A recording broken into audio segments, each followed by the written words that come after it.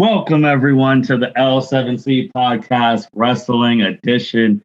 Today, I'm not gonna lie, boy oh boy, we have an episode for you all today. We have Mr. Consistent, Mr. Wrestling Expert Jacob Mason with us. How you doing today, sir? I am shook. I am not prepared for this. No one was prepared for today. But this is gonna be a hell of an episode. It's gonna be a lot of talking here. Yeah. Oh yeah, that is an understatement. So we're gonna be hitting on a whole bunch of things. We're gonna hit on AEW Double or Nothing that just happened this past weekend. We're gonna hit about Mark Henry a little bit going to AEW. If you didn't see that, we're gonna talk about WWE being back on the road, and we're gonna talk a lot about WWE management and some names that have been let go. And oh yeah, we're gonna get really into that. But before we start any of that, if Jacob, you remember our last episode, we said if things were slow, we would make an episode about Bray Wyatt. But as soon as we posted our episode the next day, things are not slow anymore, man. And it happens to every wrestling podcast. As soon as we post our episode, something big's happened. And you said it, man, we're cursed on that. Oh, we're definitely cursed. Actually, it wasn't even the next day. As soon as the podcast ended and we went our separate ways, thick boy season, the Colossus, Bronson Reed wins the North American Championship. That's how this starts. We go from our last episode, which was us just basically bullshitting around, to all hell broke loose in the wrestling world. Yeah.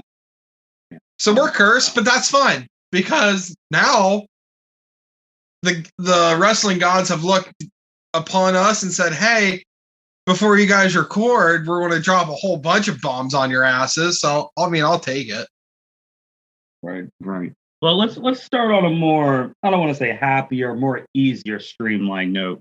So AEW Double or Nothing just happened, and we had some pretty good matches, some pretty good picks on winning. Jacob, I know you watched All or Nothing. I had to catch up because I was watching other things, but I was able to catch up on it and saw some of the matches, and they were you were right, there was no bad match. First off, how did you feel about the pay-per-view? I loved it. That pay-per-view through and through.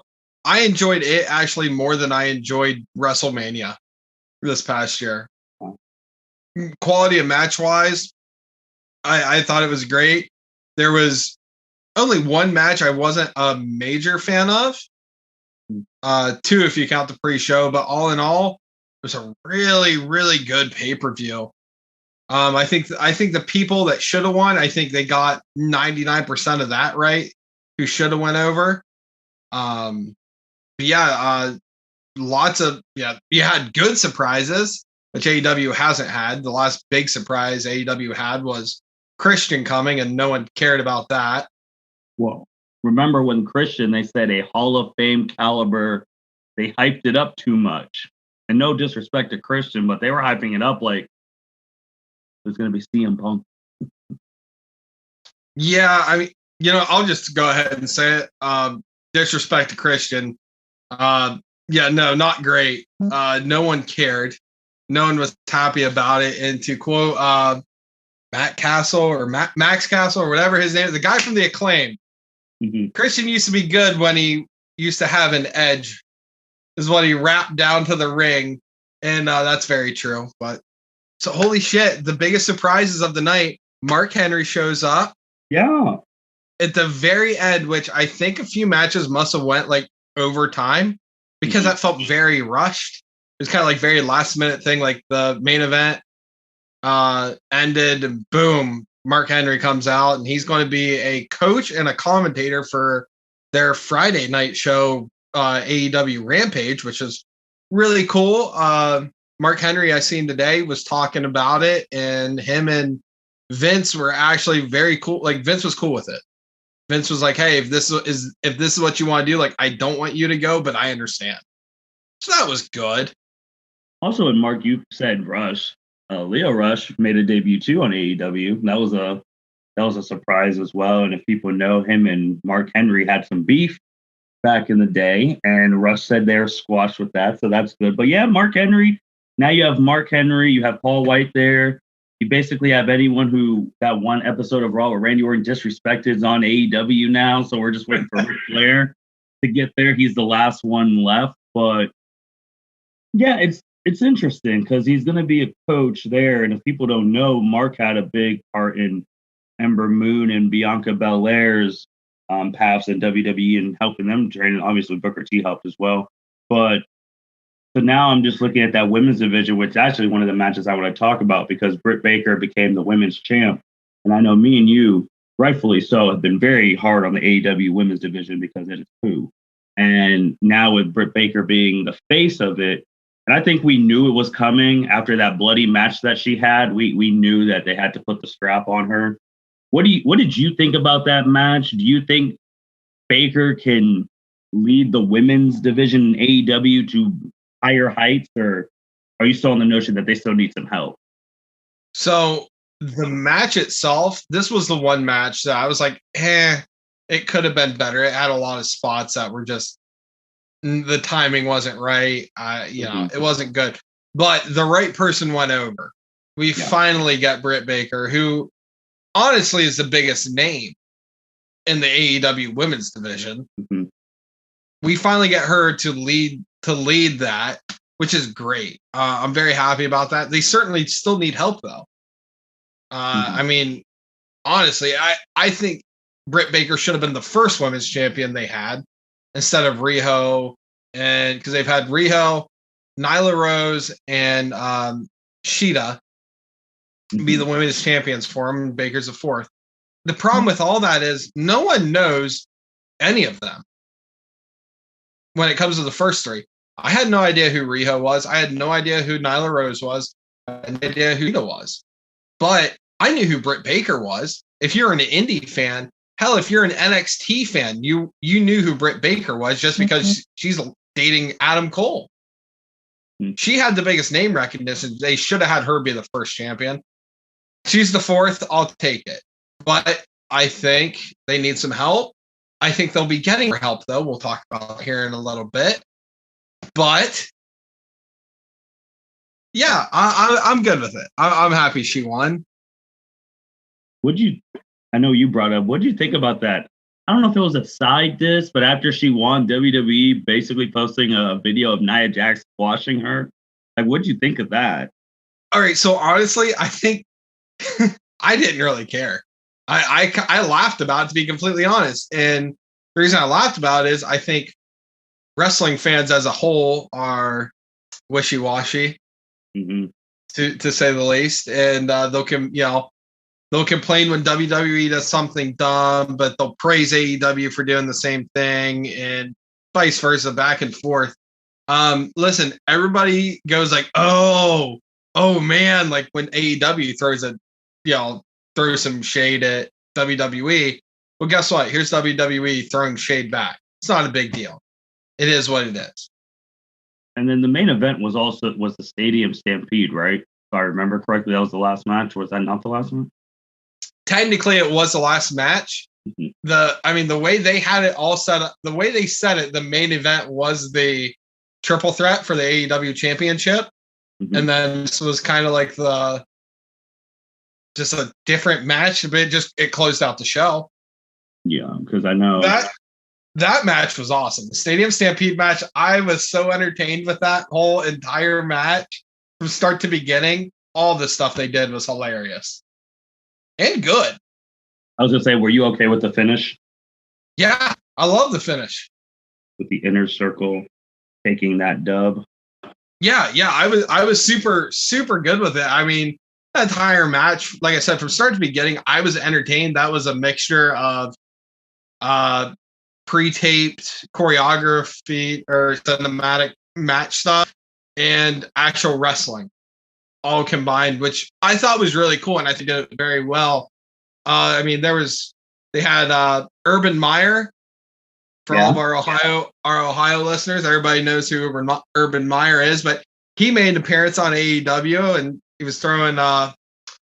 He ended up giving Chris Jericho a laptop to hit MJF with, which was hilarious. Loved it. And then at the end, he actually posted a picture on his, I believe it was his Instagram, had a picture of like the Inner Circle and the Pinnacle. And they did, as a behind the scenes. Which some people were like, "Oh, it's breaking kayfabe." I'm like, it's Urban Meyer. Who gives a shit? What do you expect? He's not a guy. He's a football guy. That was good. Conan showing up was good. Everything about this was good. It was all good stuff. I think the right people went over. MJF is absolute money. I mean, his shit talking ability is all. Anytime him and Chris Jericho are on the screen together, it's money. It's absolute money. Do you think sooner or later MJF's going to be the one who takes? Just going into the triple threat with Kenny. Do you think he's going to be the one who takes out Omega and wins? Like in the future? I don't know. I don't know how they're going to play it out, which I'm okay with. I'm okay with not being able to predict it like how WWE is, because we all know Roman's either going to lose it to The Rock next year or lose to the guy he's going to have a following with.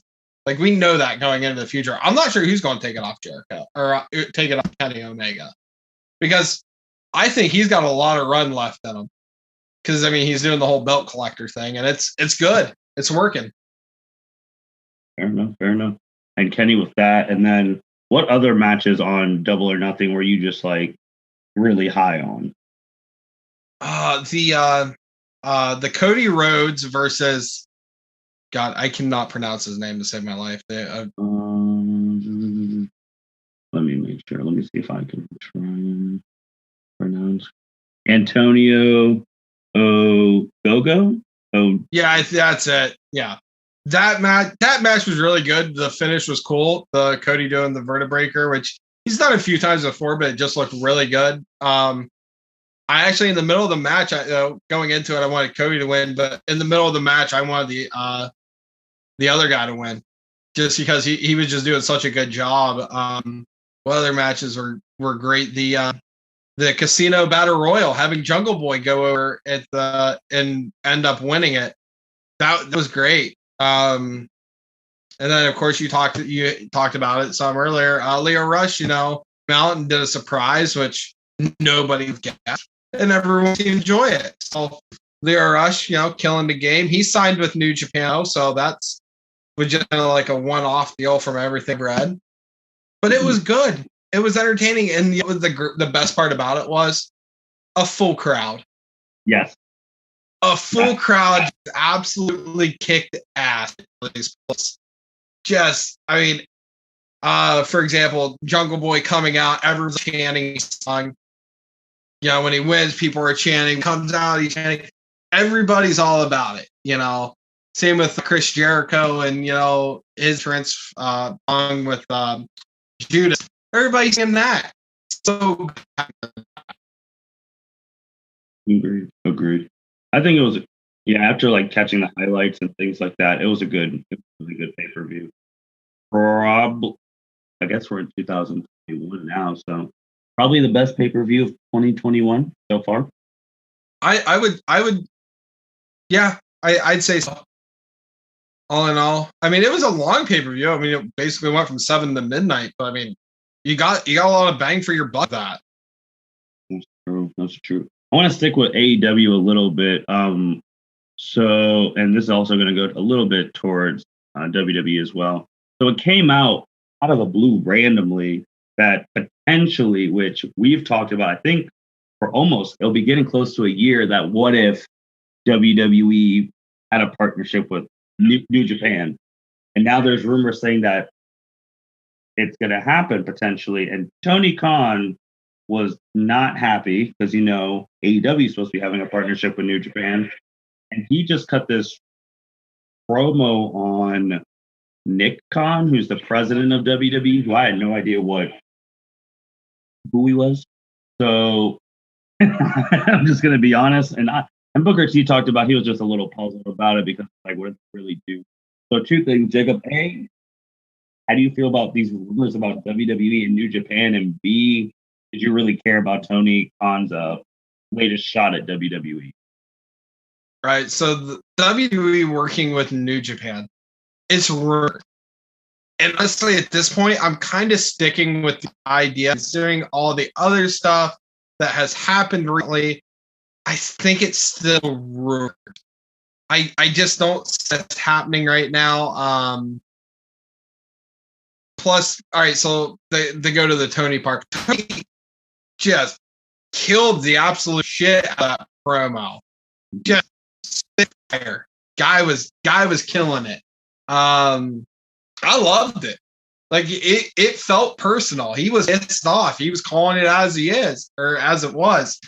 Basically saying, like, I already, I am the forbidden, which is directly real. Tony Khan's done more in 2 years with wrestling than WWE has done the past 5 years. Correct. But he's already had the Japan guys over there. He brought up that point.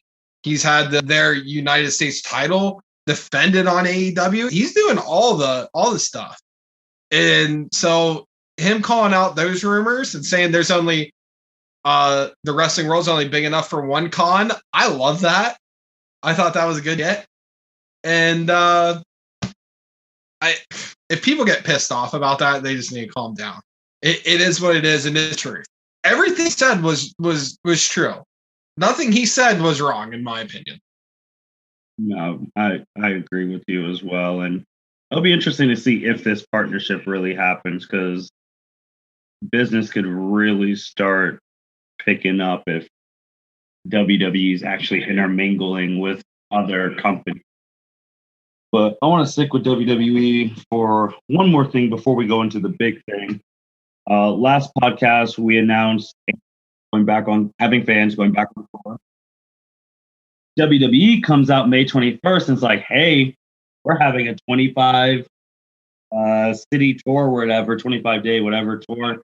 And they're on the road. And first one's July 16th, SmackDown, Toyota Center in Houston, June 18th, Money in the Bank in Fort Worth, and then Monday Night Raw, American Airlines in Dallas.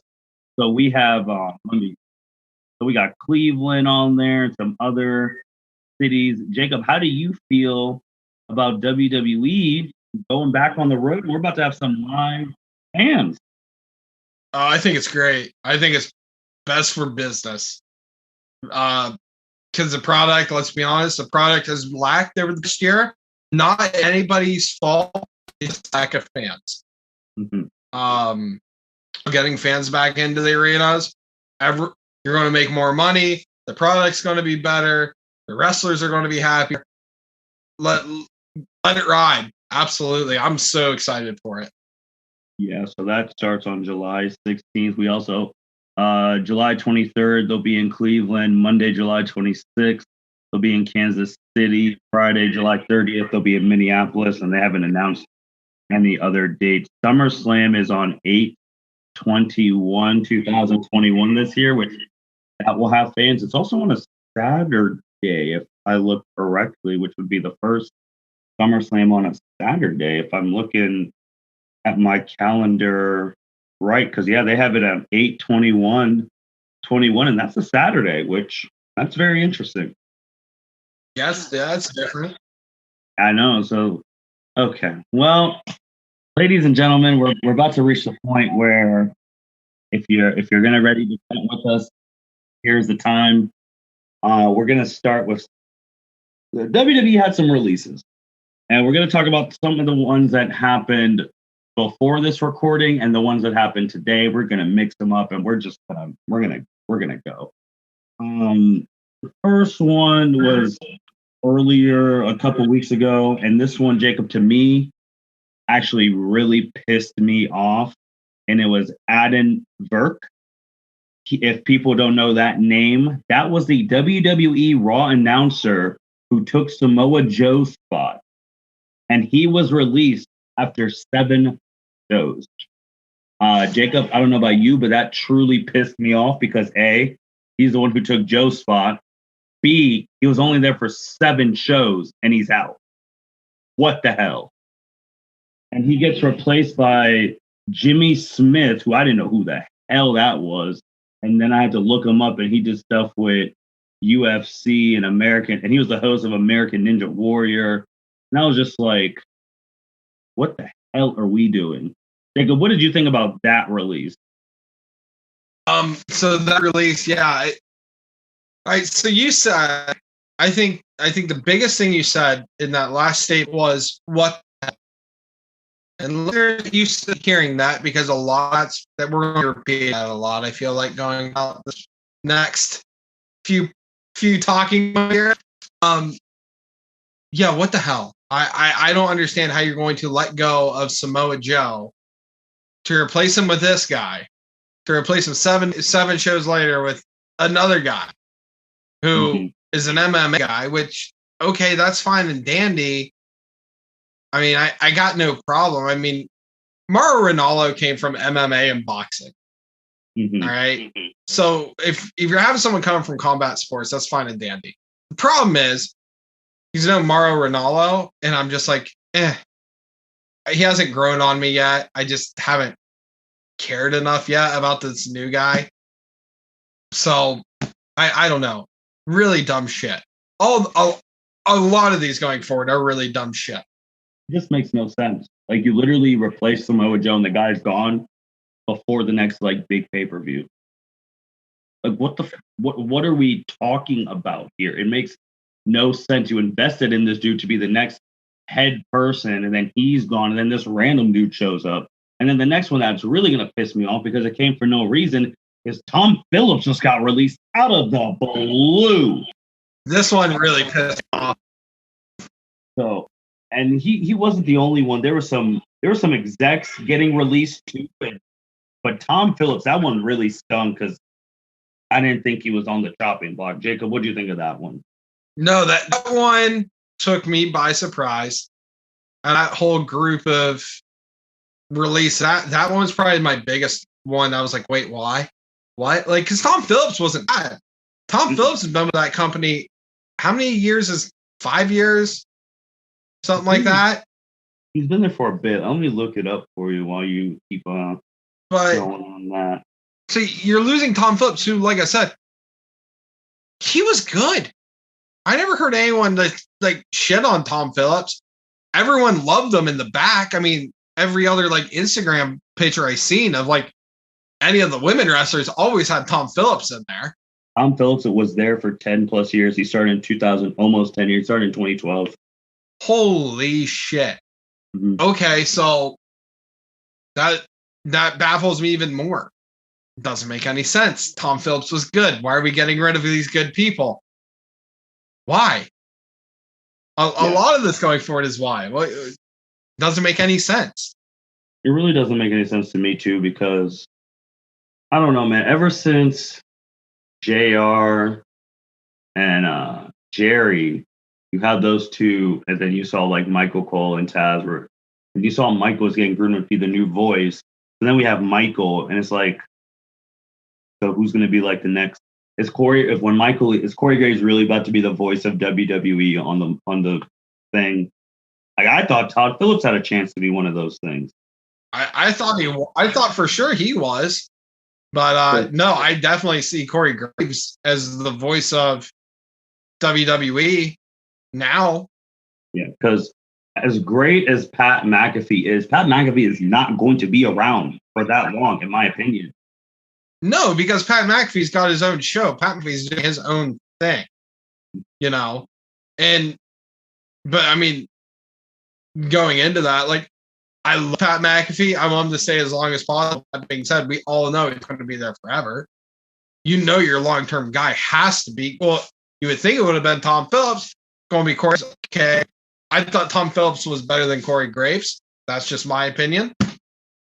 Take it or leave it, but yeah, it's weird. I don't like it. Corey lost me that one time before the whole him divorce, Carmella, home wrecking, whatever, that situation, when he was really like Google guying over Carmella and not being, and then you see it, and then that situation happens, and you're just like, this unprofessional little bastard. This release, before we go into today, Velveteen Dream, he got released. And when he finally got released, he let off a super lengthy explanation about it. People remember he was getting accused for like sexual misconduct and things like that. And I know, Jacob, you shared his long release. What did you think about him being released in his statement? Because if I remember correctly, he was never charged for a crime, right? He was never charged with anything. That was one of the cases where when all that shit came out about Velveteen Dream, at the time I'm like, oh, it's only a matter of time for WWE releases them. Mm-hmm. I mean, because they basically like took him off TV as soon as it happened, which to be expected, hey, as it should be. But when he didn't end up getting released, because WWE is doing their work behind closed doors, guaranteed. So when he didn't get released, I just assumed, okay, he's in the clear. Let the heat die down, and he'll be good, because if the guy didn't do it, the guy didn't do it. I don't know all the details behind it, but I just know WWE didn't get rid of him. If WWE didn't get rid of him, he must have not done everything terribly wrong. I don't know. But that one, it shocked me. Because let's face it, Velveteen Dream was white hot. Yeah. I mean, the feud between him and, make your pick. Johnny, Tommaso, Aleister Black, Adam Cole, you name it. He had the best feuds. Honestly, at that time, Velveteen Dream minus Johnny versus Tommaso Ciampa, Velveteen Dream had the best feuds in NXT for the longest time. He did, and I really would encourage everyone to go read his statement. I mean, it was very long, very detailed.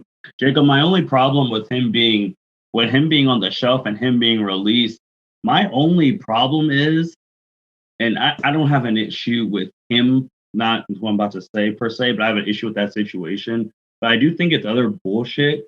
And Matt Riddle was never taken off TV when he was accused of sexual assault by multiple women.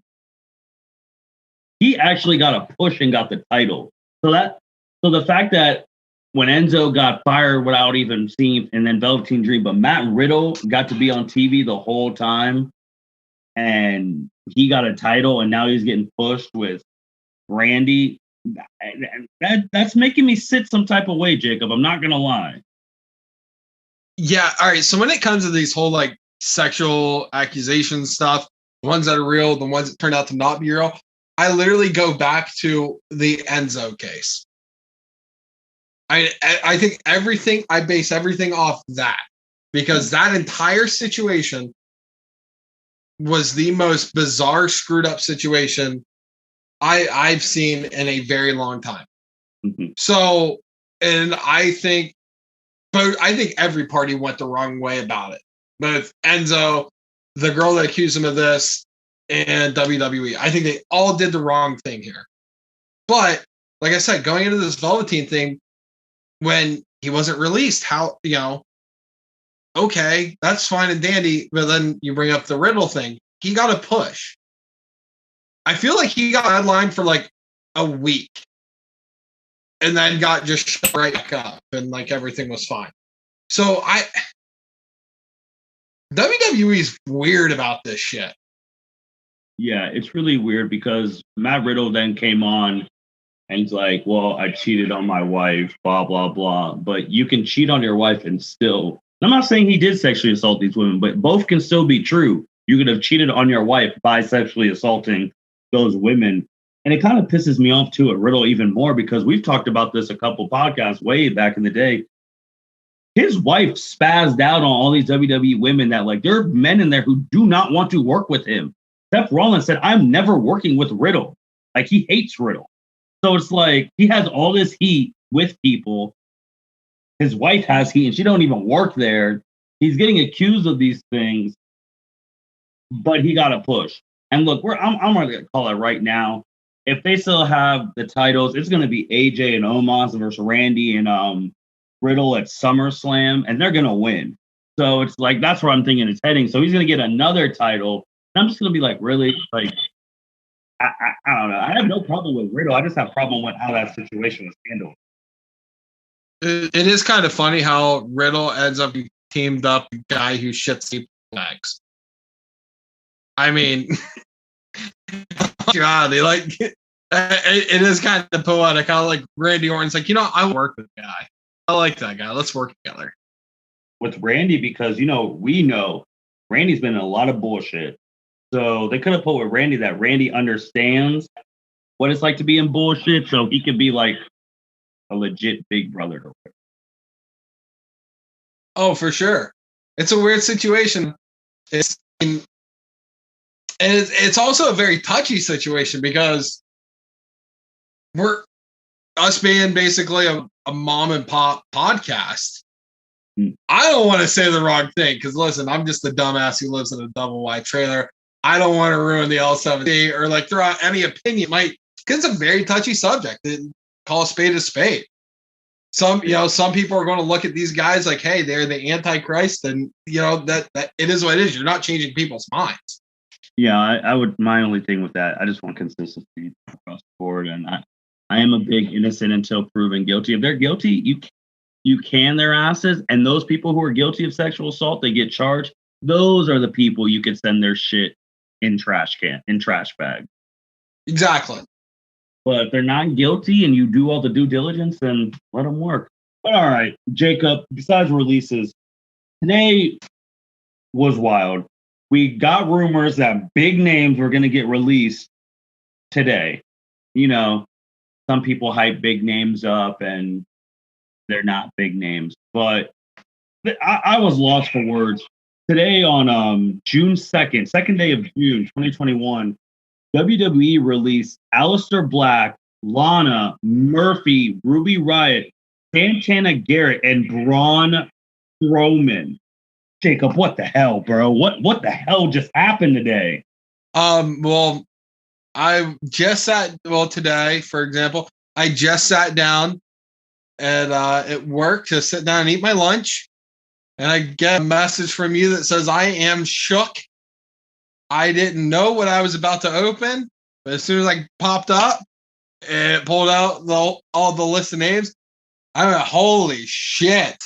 Well, at least I'm sitting down for lunch here to digest all this, and our podcast just got wild all of a sudden. Braun Strowman, Aleister Black, Ruby Riott, Lana, Murphy. Holy shit! All right, so we had the April 15th releases, which were a lot of people then. A lot of people, but the biggest names from the April 15th releases were the Iconics. Who else was big that got released then? Samoa Joe. Okay. As it stands, this group right here, I feel with everything that's been going on, had way more momentum behind them than anyone else on the April 15th releases. I think that's why we feel the way we feel like, holy shit, what is going on right now? So I'm going to go through each of their names, and then we'll talk a little bit about them, working our way up. Santana Garrett, she's really, I like her. She never really got the push she deserved in WWE. I know one person who really likes her, and I'm going to give him a shout out, even though, Justin may not like him. Shout out to Patrick Carlson. Patrick. Santana Garrett's actually one of his faves, so I know. So that was a little shook. But, in the grand scheme of NXT, but it's like, if they start taking all the women from NXT and putting them in the main roster, you might need some more women. So I don't know about that. Then we're going to work up to Murphy. Murphy was in the worst storyline of 2020. He might have been in the worst storyline of my adult life. Of my adult life. So 18 and older, he might have been in the worst storyline I've seen. But the dude had talent. People were talking about, if you remember, I think it was before COVID, where he had a match with Roman Reigns on SmackDown that people were talking about being like the match of the year on SmackDown. So he had the momentum. He was working with Seth. And obviously he was even though that storyline was god awful with the Mysterios, it was still one of the big storylines. And then he gets released, and that was offensive to me. And then Aleister Black, literally just came back. We've all been wondering where the hell he was. He came back, literally attacked Big E with a black mask. His shirt, as you said, is still on WWE.com right now. Brand new shirt. Brand new shirt. He just came back. He cut a promo on freaking Friday. And you're like, yeah, we're gone. What? And the reason I made this person second, I'm going to talk about, because Lana has been one of the driving forces of our wrestling podcast. I will not lie. And I did say I was super hot because I was one of those wrestling fans when the Iconics. Oh, there was another person from that. And Mickie James got released that April 15th. Yep. So the fact that I was like, those three got released, and all three of them are better than Lana, and Lana's still here. What the hell are we doing? But I do get pissed when I literally just saw Lana wrestle on Monday, and she's gone on Wednesday. Makes no damn sense. And Braun Strowman, this dude was Hold on. Before we get to Braun, we got Ruby Riott. You're right. Ruby Riott, who, shout out to Byron, because he was super hot about this one. It's actually shit that the Riott Squad never got to be tag team champions. Yeah, bullshit. And the fact that Liv is the last one left, and she tweeted, and she used Ruby's real name, obviously. Like, whoever gets hers will win. That's utter shit that they never got to be the tag team champs when they've been legit women tag team wrestlers. That's bullshit. And then Braun Strowman, this dude was a perennial he was one of the top main eventers.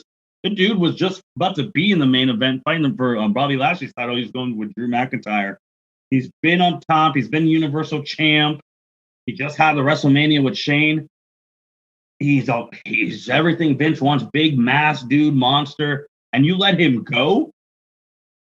There's not even that many good men wrestlers on the show right fucking now. And you let Braun Strowman go. It makes no damn sense. And I know you're a big Braun fan. You were a Braun fan before people became Braun fans. Dude, I was a Braun fan when Braun was a Rosebud. Jacob, this is shocking. I'm super pissed. I'm not gonna. It's kind of out of the blue. And Tommy, he's already changed his name. Tommy N, aka Aleister Black. He said this came out of left field because they just started his new character on WWE. So he didn't see it coming. Yep. So I'm like, in a span of 2 months, we've lost the Iconic, Mickie James, Samoa Joe, Braun Strowman, Aleister Black, Ruby Riott, Lana, Murphy, Santana Garrett, and there are others. Mojo Riley was another one from the April one. We've lost all these execs. Bo Dallas. Well, but he's living the American dream, so it's all good.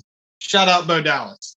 But Jacob, man, I think what's really pissing us fans off is that they keep saying it's budget cuts, but they're getting money from Peacock, dirty money from Saudi Arabia. Like, they're getting all these record deals all over the place, and they're saying it's budget cuts. We've had a record year in fucking COVID.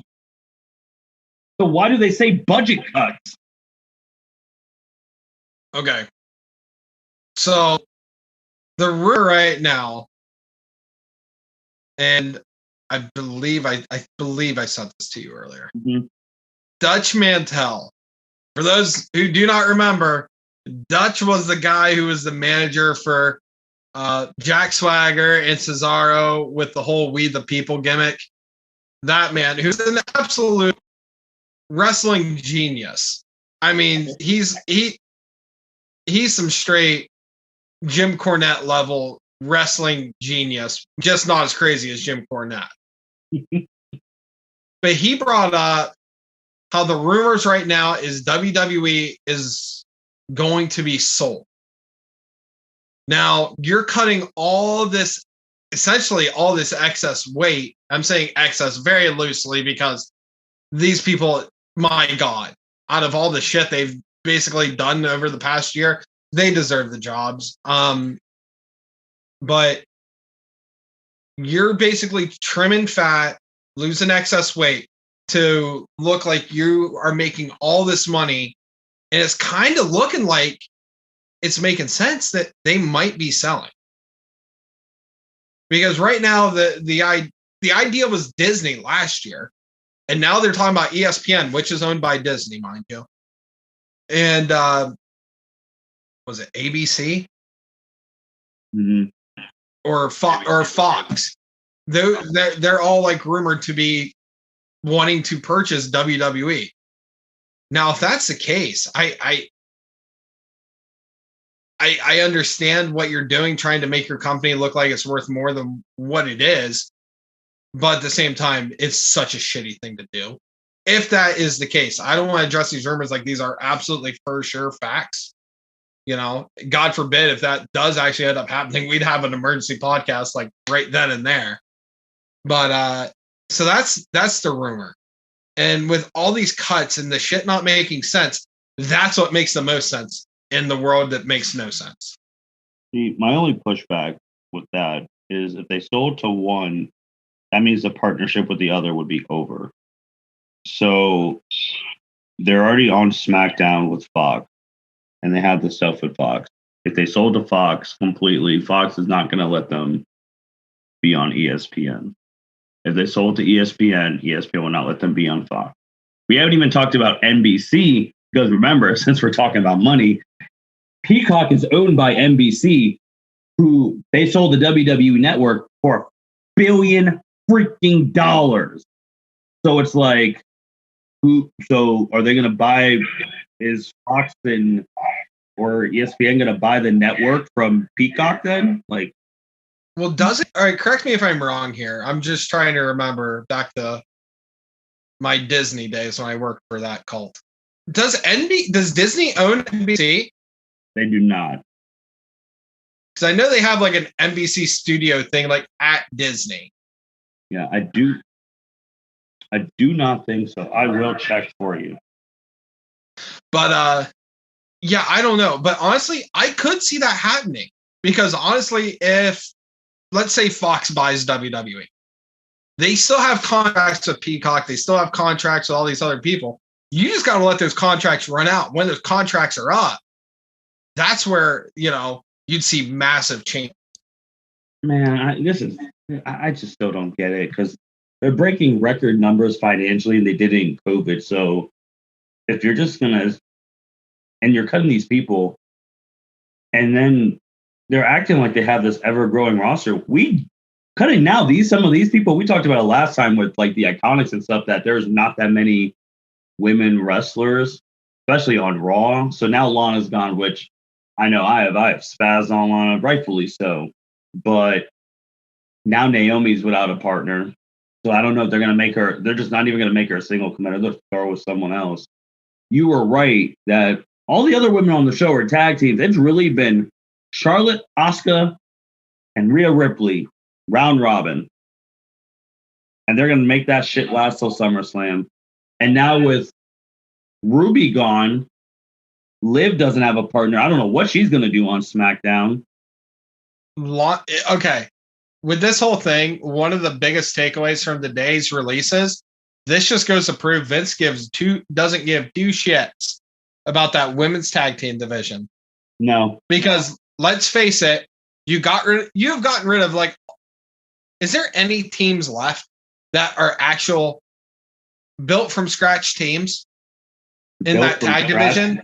No. Okay. Yeah, so they killed that. The only hope they had was Lana. Like you said, we like to talk shit about Lana. Except for me, I was really rooting for that girl to win the freaking tag team titles. I picked her to win at WrestleMania. She was the first one pinned. Yeah. All right. So I seen a thing on my Instagram on Dave LaGreca. I hate not trying to shout out another podcast or a radio show, but Dave LaGreca of Busted Open Radio. He had Tommy Dreamer on today. Tommy Dreamer was saying, or no, it was Dave LaGreca, not Tommy. Dave LaGreca said so if you think back to the whole Lana storyline, she gets put through a table week after week after week after week after week. 9 weeks. 9 weeks, okay, I think. So 9 weeks straight, she gets shit on by Nia Jax. And if she's not getting put through a table, she's just dealing with her shit. Okay? Mm-hmm. Only to go into WrestleMania and be first one pinned. Only to take the title. The only storyline that made sense was Lana going over on Nia. Take the storyline, shit over it, give it to freaking Natalya and Tamina Snuka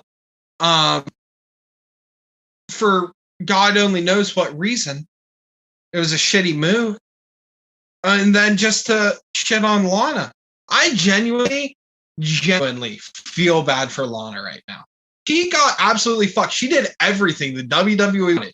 They wanted her to get better. She was working on it. She wasn't great by any means, but she slowly improved. And she did everything. Hey, we want you to get slammed through a table 9 weeks in a row. Sure, no problem. Hey, we want you to get absolutely shit on by Nia. Sure, no problem. Hey, we want you to do A, B, C, D, and E. We want you to do a whole storyline where it looks like you're cheating on your husband with Bobby Lashley. Sure, no problem. They do all this shit just to shit on her like this. I'm sorry. That girl doesn't deserve this. Absolutely not. I agree. This stuff, obviously the third party ban, that is what it is. But from that stuff, yes.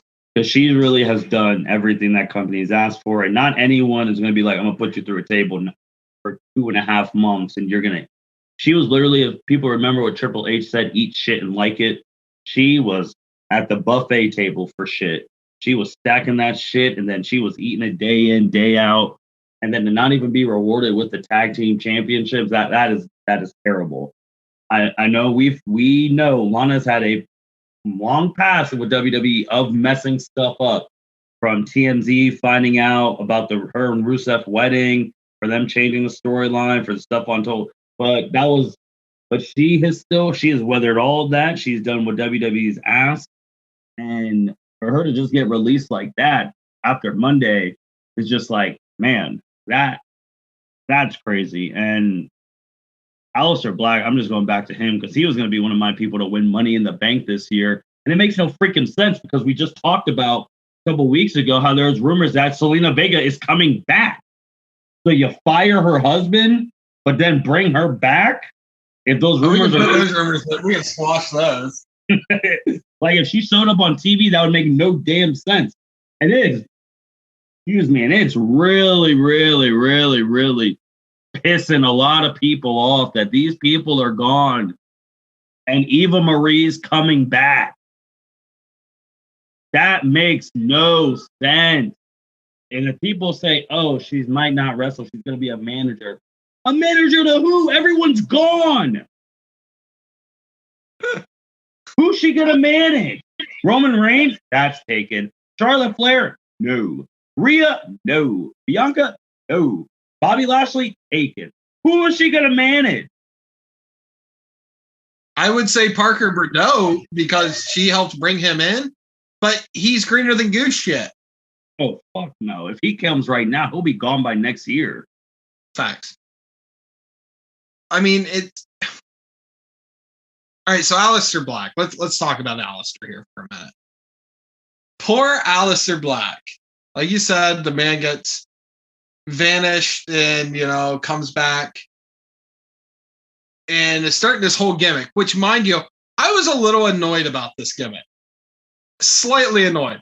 Because if anyone who plays Far Cry 5 knows for a fact that he literally copied 3/4 of the bad guys of the antagonist in Far Cry 5. He literally all in one thing did Joseph Seed it was basically like just say yes, steal bullshit. Like, disagree with me. He did the call the herd thing, which was Jacob Seed and John Cena, or the father. I mean, that's the whole thing. He literally pulled out Far Cry 5, which I love that game. But at the same time, he was completely ripping off Far Cry 5, which is fine, whatever.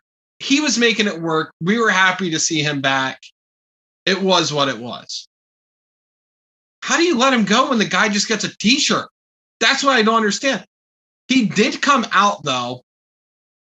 He had like an hour-long Twitch stream today. And he basically said, like, I'm good with it. Because I wouldn't be able to do everything that the fans deserve. I couldn't do that on Raw. I couldn't do that on SmackDown. I could only do a slightly little bit of it on NXT.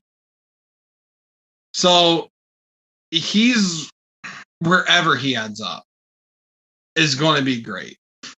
Me personally, I think he's going to end up in AEW.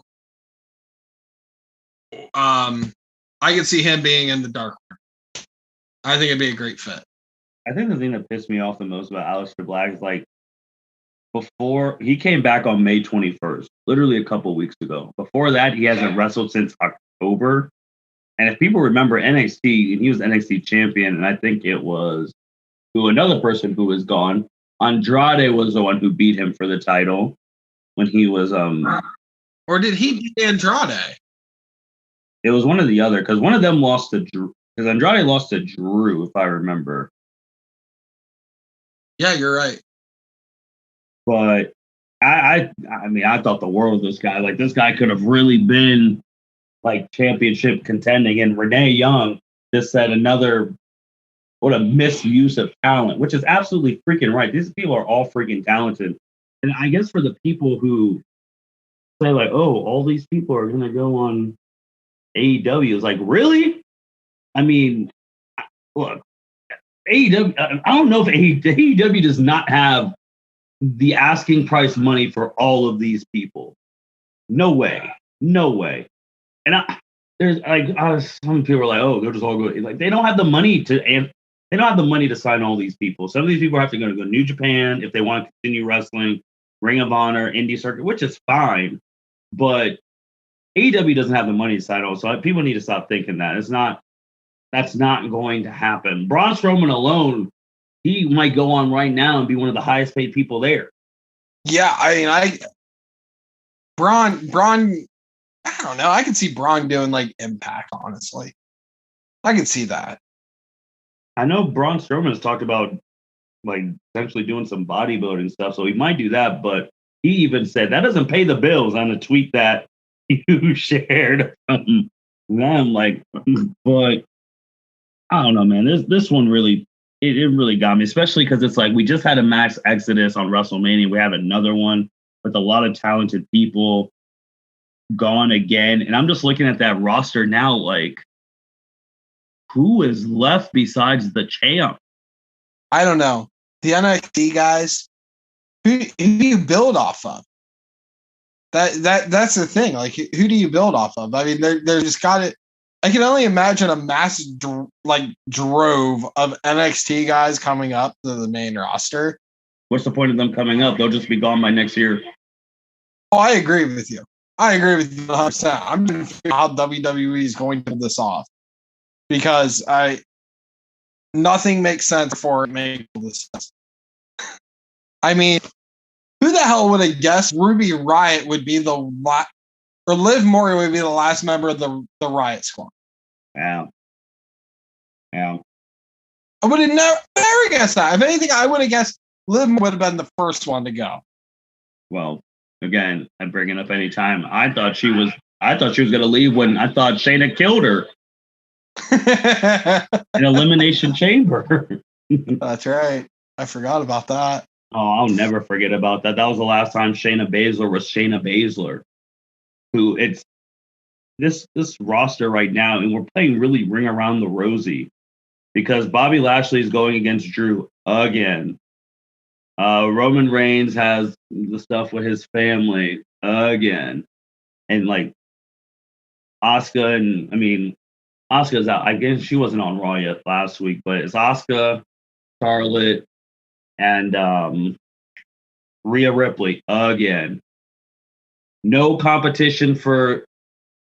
No one's wrestling Bianca Belair because they're already throwing in Bayley again. Where's the new people? And look, man, all these people are good, but normal wrestling, you put the new champs with some fresh blood, see if they could keep up too. So maybe you have something, then you could throw in the consistent people. But we're doing round robin right now because there's no one on the roster, especially that SmackDown women's side. There ain't no damn body. Yeah, it's kind of funny because I know you're not like the biggest fan. But the most entertaining thing on Raw right now is RK Bro because it's something new. It's fresh. It's entertaining. It's got a storyline behind it that's not the same recycled storyline that we've seen a million times. I don't disagree. I do think they're the most entertaining thing on Raw. It just kind of pisses me off how they all started because, Randy Orton beat the Fiend and won RKO at WrestleMania. I'll never let that go. Okay. Let's bring up that point too, because when you texted me the entire list of all these people who are released, there are people I wish that were on that list. Mainly Bray Wyatt. Please, for the love of God, let Bray Wyatt just let him go. They don't want to put him out of his misery. Like, it's kind of ridiculous, man. It's something to behold that he's still there. And he's good, obviously. It's just the fact that they have screwed that man and they're like, oh yeah, we're going to keep screwing you. You're going to stay here. And it's just like, it's crazy. WWE will let you go, but man, when you ask for your release, they'll just be like, hold on for like 8 months. Exactly. Exactly. It's such a fight with them to try and get your release. And the problem is, like, a lot of times I've said on the podcast before, you know what? Stay there. Collect that money. Who gives a shit? Get free catering and collect that money. Bray Wyatt is such an absolute brilliant mind of wrestling. Let the guy do his thing and let him spread his wing. Or let him go. Like, that's it. Because all you're doing is hurting the wrestling business by not letting him be him. Also, let Jeff Hardy go. Let Ricochet go. Let Ali go. Let those three go, for the love of God, because right now they're on main event. Jeff Hardy is on main event. In 2021, the absolute future Hall of Famer legend, that is Jeff Hardy, is fucking on main event. Main event! That kind of pisses me off. Ricochet, and if you remember correctly, The Rock even put out a tweet like 2 or 3 years ago, like, this guy is the future of wrestling. Mm-hmm. And you know what? What have they done with him? Absolutely shit on him. Ricochet is hands down one of the most entertaining people I have ever actually watched in real life at a live show. Ricochet is phenomenal. Mm-hmm. Why the hell is this man on? You brought up main event, and that actually got me more freaking pissed because I bring this up every damn time. And if it's about restructuring deals, do it. Why the hell do they release these people?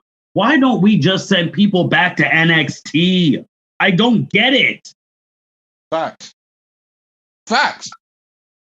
I mean, Kevin Owens should have been sent back a long time ago when he was on that slump. Yep. Like, just send him back. Heath Slater was one of those guys I wish that would have went back to NXT. Or would have went to NXT. Mm-hmm. Heath Slater's an insanely underrated wrestler. I'll die on that hill. He was one of those guys that should have went to NXT. I mean, just it makes absolutely no sense. None of this makes any sense. Especially considering right now everything's in Orlando. So why not? You have this small bubble where literally people are just sitting there. They're either at the PC or wherever they're doing the whole wherever they're doing Raw at now. But it's all this little bubble. You have a bubble. Why are you letting people go? Take whoever, throw them on NXT. He's 2 feet away from where they're filming. Yeah, my question is, who's going to be wrestling at live events? Yeah, that's a good question. I don't know. Charlotte, Asuka, and Rhea. Because most of these people, I'm going to say this every time for people who don't know. Most of the people you don't see on TV, they're actually wrestling at these live, like every day at the live event. So what they about to do there? Roman is not wrestling at every live event. Get the hell out of here. There ain't no way. There ain't no way. You're pushing it with Charlotte likes she actually likes wrestling and all that, but ain't no way she's wrestling Monday, Wednesday, Thursday, Saturday. No way. Against the same Rhea Ripley every day. No way. And I know they've talked about this earlier that WWE might have a draft in the summer or fall. Who the hell are you about to do with the draft? There's only 12 people on the roster. What are you about to do? Cut everyone into 4 sets of 4 and just switch them to different shows? Like, it makes no damn sense, man. You announced that you're going back on tour, which means you're about to get gate money. So plus your record-breaking in COVID year, you're about to start getting gate money, and you can't pay anybody, apparently. But you're making record money. That's a crock of shit.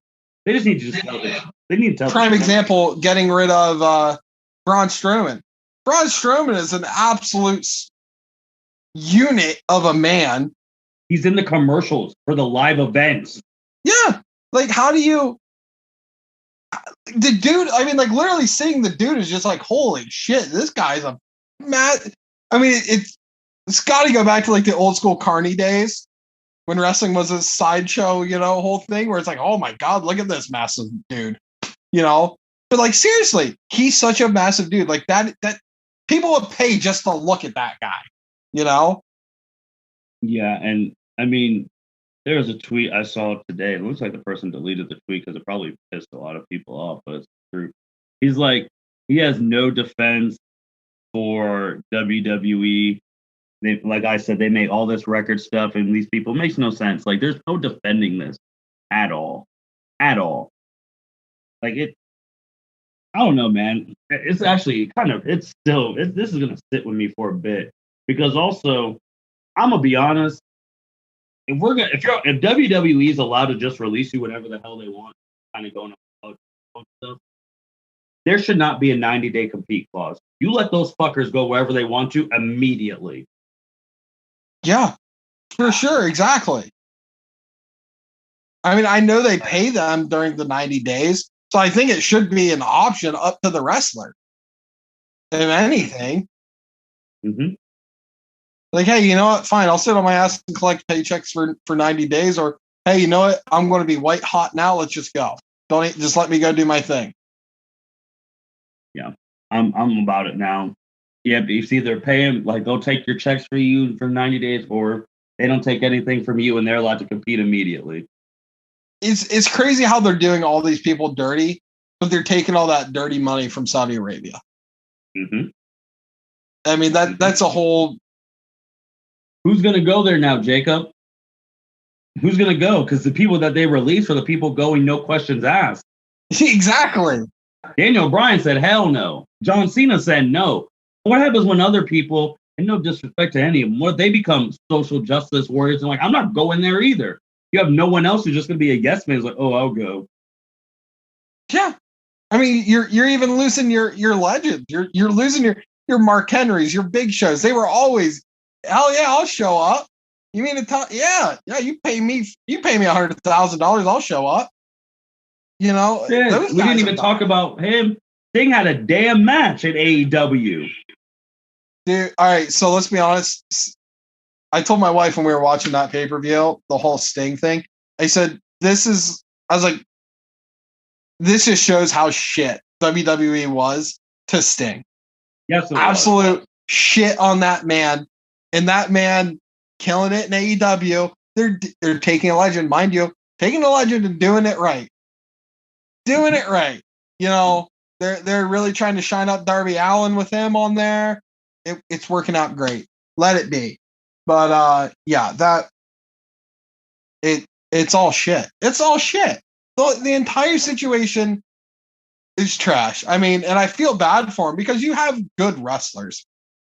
I don't know too much nor care too much about Santana Garrett. I just feel bad You know, with all these, just getting let go of your job just sucks. Period. You know, especially out of left field, it's not like, oh, you have a 2-week notice. It's like, hey, you were literally on TV Monday. You don't have a job.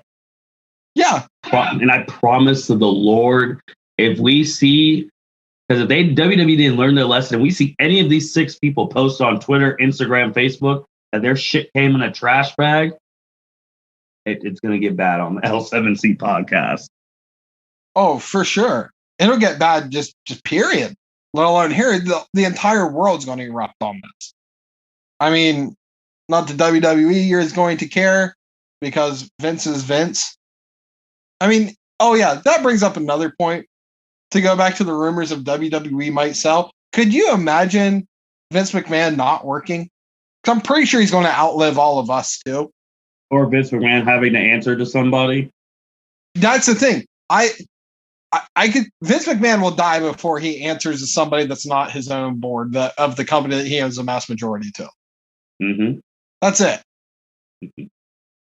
Yeah, the only way I could ever see Vince answering to someone, they would sell it for like $100 billion. That's the only way. And that's pushing it in my eyes because there's no, Vince will be like, yeah, I want to fire this person. They'll be like, no, we don't want you to. Oh my God. Like, I don't know, man. But yeah, it sucks. And no one's safe unless you're Roman Reigns. Like, and if the curse is true, when we're done recording today, tonight or tomorrow, someone else is gone. Facts. We are. Let's just go into some quick hit things before we end on this. Bad Bunny, who's now a WWE legend, he was on The Shop. That's the HBO show with LeBron's crew. And they were asking about wrestling, how real it is. And Bad Bunny, man, this guy fucking gets it. He's like, it's 100% real. Man, like taking those bumps, I do not understand how someone like Triple H and John and Undertaker can do it for 25 to 30 years. It's real shit. I just want to say salute to Bad Bunny, man. He is really putting wrestling over. Oh, Bad Bunny's, I think he had it. Bad Bunny, when it comes to the celebrity wing, he's going to be the only person in the celebrity wing of WWE's Hall of Fame that legitimately deserves to be there. Mm-hmm. Didn't do a bullshit one-time appearance shit. No, like Bad Bunny. I mean, we were all praising Bad Bunny. Everyone likes Bad Bunny. Mm-hmm. From who the hell is this guy? Why do I care? Till hell yeah, Bad Bunny.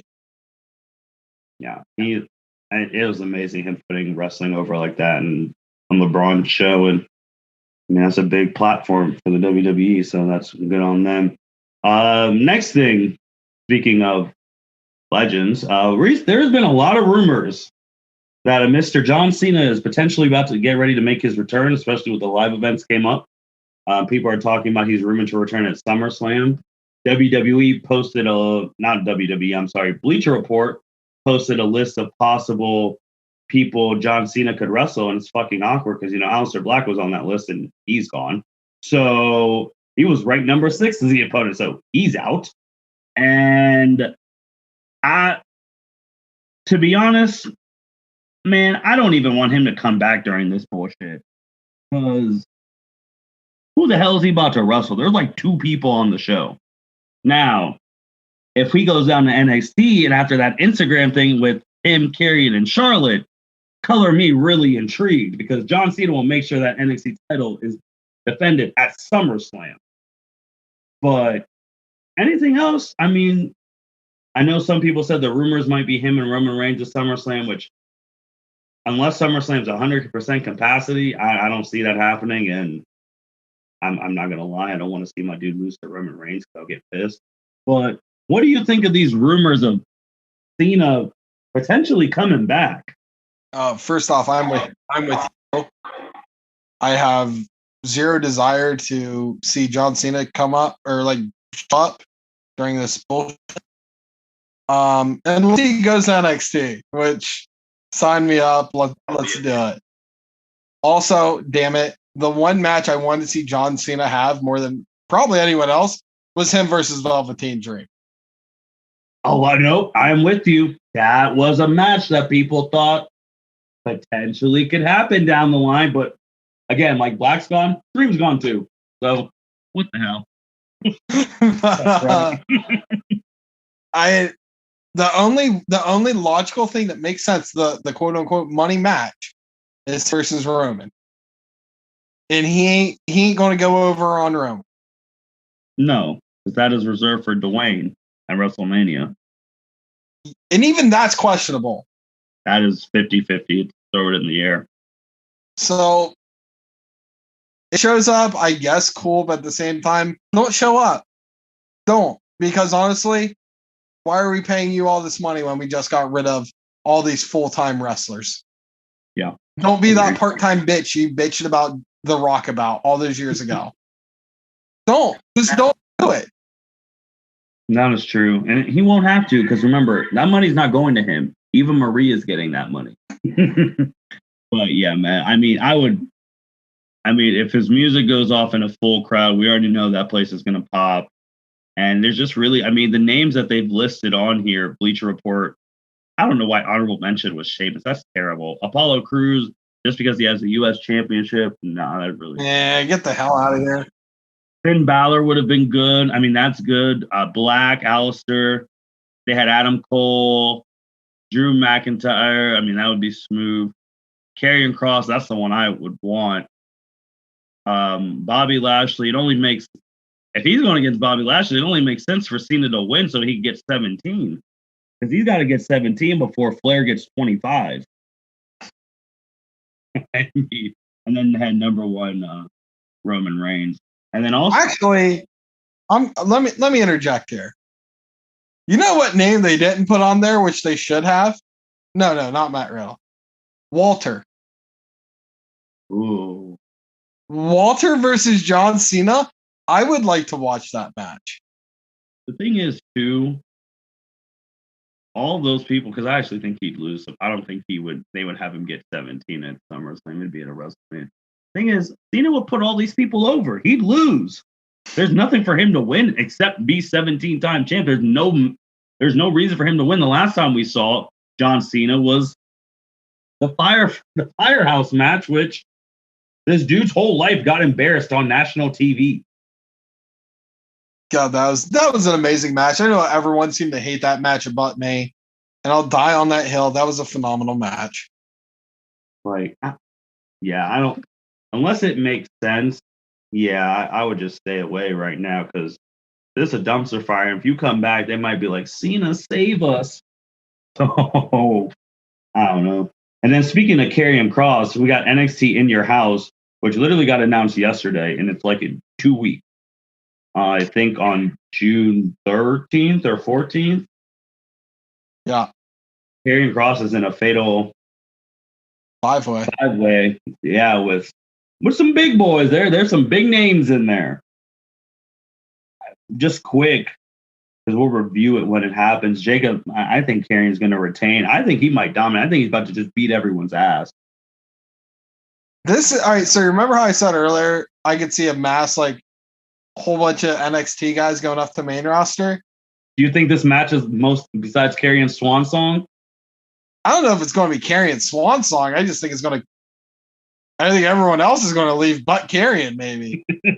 I think he's just taking everybody behind the woodshed and just going like, So it's Karrion Kross versus Adam Cole versus Kyle O'Reilly versus Johnny Gargano versus who's the other one I'm missing here? I don't know, but the names you are naming, that it really does sound like they all could be gone. Yeah. God, it's bothering me. I can't think of the last one. We know it's not LA Knight. No. He already should get released because they already messed him up. Yeah, LA Knight's getting shit on. Well, I mean, he's gone, to the moon with Cameron Grimes. Yeah, they should. Yeah, they should. So it's Adam Cole, O'Reilly. It's Pete Dunne who you're missing. Oh, okay. All right, so Pete Dunne. So let's be honest. Adam Cole and Kyle O'Reilly are canceling each other out. They're going to murder each other. It'll be beautiful to watch. So it really comes down to Johnny Gargano, Pete Dunne, and Karrion Kross. I'm taking Karrion Kross. all day. Yeah. I ain't going to bet against Karrion Kross. He's a freaking man. And if he does lose, he's going to main roster. Yep. It's that simple. I have him winning there. They have the NXT Women's Title match announced. I have Raquel beating Ember Moon. LA Knight just keeps losing, so I think he's going to lose to Cameron Grimes. To the moon. That's what we have right now. But I do remember, and I hope this guy ain't coming to WWE. So Will Ospreay, who you stated, he just got injured. He had to relinquish the title, right? Yes. So yeah, there is no champion right now in New Japan until what's his name? Kenny Omega takes that too. Which, hey, if Tony Kahn just lets that forbidden door stand open, it'll happen. I mean, yeah, so that's something else that's been crazy that's happened, right after our last podcast ended. Will Ospreay gets injured. He's nowhere to be found. He's in the UK. He's neck injury, head injury. I'm not exactly sure what the hell happened. But I don't know. Hoping we end up seeing Minoru Suzuki finally get the title. I think that'd be really cool to see him get it. Because he's up there in age, but that guy's such a badass. I think it'd be cool to see him. But you always have Okada. Speaking of Okada, this is another reason why I don't want to see New Japan and WWE work together, because I don't want to hear Michael Cole go like vintage Okada. I can't do it. It's Rainmaker time. Like I can't. I just can't. Can't do it. But so that's the other thing that's pretty much happened, which, to put into perspective how like crazy the wrestling world is, the prestigious ass New Japan Pro Wrestling heavyweight champion is vacant, and it's such a minute thing on the grand scheme of things that's happened in the past 2 weeks. Yeah. Quick other thing. Roman Reigns says he's the best wrestler in the world. Yes or no? No. Do you think currently it's Kenny? I would have to say currently it's Kenny. I mean, what Roman's doing right now is great, but listen, I had to deal with Roman. I mean, we all had to deal with Roman's bullshit for years of being slammed down our throats. Where I will never, ever be like, "Oh yeah, you're top." Like, listen, you might be tribal chief and you might be head of the table, but you're not the best in the world. Get the fuck out of here with that. Agree. Yeah. Well, man, we've reached the end on the on the podcast. I know this was a long one, but man, there is a lot of content that we went through, and it's still wild, still baffling. And now, I mean, I still have to throw in my plug thing because Lord Jesus, Jacob, Tessa Blanchard is still not signed to anyone. Still have to throw that in. And yeah, I mean, it's wild. This is wild. I guess with all those people who got released, though, yeah, they'll be able to circumvent some of their income, especially, I mean, Lana and them, they could be back on Twitch. I mean, Lana's Instagram is going to get super popping now again with some sponsorships. Oh, Bang Energy Drinks is priority calling her right now. They're coming. They're coming. Lord and forbid if she gets an OnlyFans, she might become a billionaire. Yeah, I can see that happening. But Jacob, you have anything else, man, to say before we close shop? No, I think I've pretty much said my piece. Like, just release Bray Wyatt, Jeff Hardy, Ricochet, and Mustafa Ali, please. That's it. Someone cite Tessa Blanchard so we can figure out what's going to happen there. Maybe that's why they're releasing all these people. Maybe they're just saving up to pay Tessa. Yeah, that'd be something else. I mean, there's no way they're going to pay her that much, but no. It's like Money in the Bank's in July. I don't know who the hell's going to win because everyone's already has a belt who's on the roster. Facts. And also, when did, not to go back to it, but why the hell is NXT's like build-ups to pay-per-view shitty as hell now? Remember when they used to be something? Like they would build up a pay-per-view for like 2 months at a time. Mm-hmm. And now it's like, hey, 2 weeks, we got a pay-per-view. You're like, oh shit, I got to clear my schedule out for that one. Yeah, I mean, I guess even though it hasn't been been here that long. I guess I'm an NXT purist. I love takeovers the day before Big Four paper. I agree. I don't like it's like, okay, so we have takeover the week before Hell in a Cell. What the hell? And y'all don't even have the roster to be doing it every couple weeks because there's no one on the roster. It makes no damn sense. You're doing this fatal 5-way. 4 of them are leaving, and then it's like, who's going to wrestle next? Cameron Grimes? Hey, to the moon. He might be gone too. Dude, he's got that Dogecoin money. He's set. Well, I mean, unless he's bought the dip, then he's fucked.